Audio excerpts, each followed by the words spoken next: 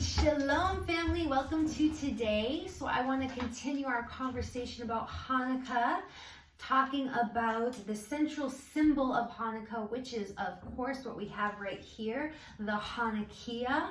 Now, a lot of people call this a menorah, but it is actually a special version of the menorah crafted and used for this holiday only. A true menorah, like the one that stayed lit for 8 days in the temple, has 7 branches, and this is a little one that I keep out in my home all year long. So this is an example of a true menorah. The Hanukkiah, however, has 9 branches.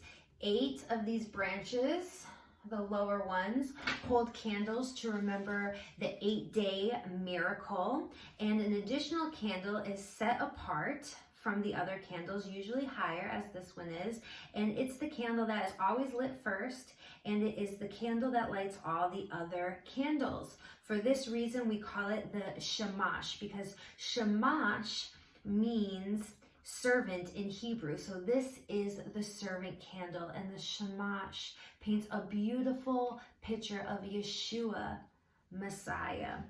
Yeshua was holy, separate, set above us all, yet he stooped down to give light to humanity.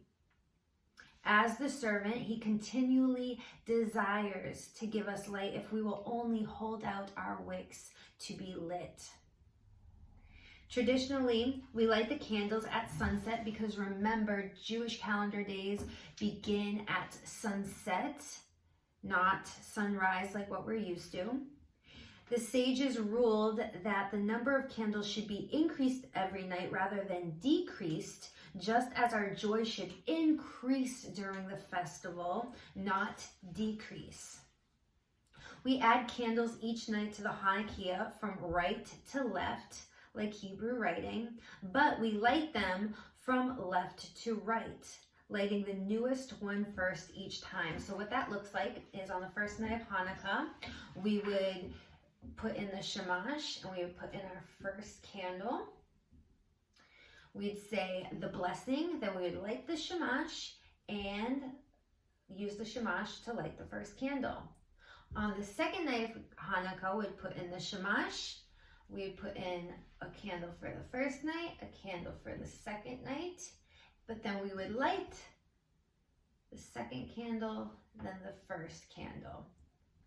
On the third night of Hanukkah, we would do first candle, second candle, third candle, and then we would light 3, 2, 1.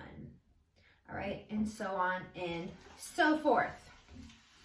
The Hanukkiah should be placed at the entrance of the home, or if possible, by a window facing the street so that visitors and passerbyers can see its glow, and it can serve as a public reminder of the miraculous power of God Almighty.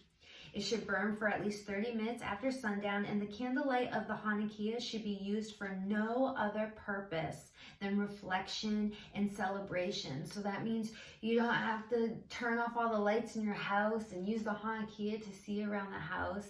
It should just be added into your home as a part of the celebration.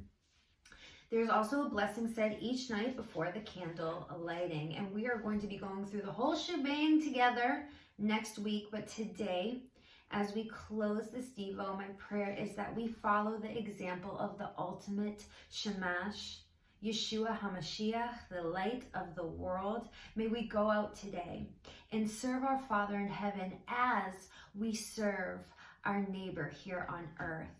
I love you all. Have a blessed day. Shalom.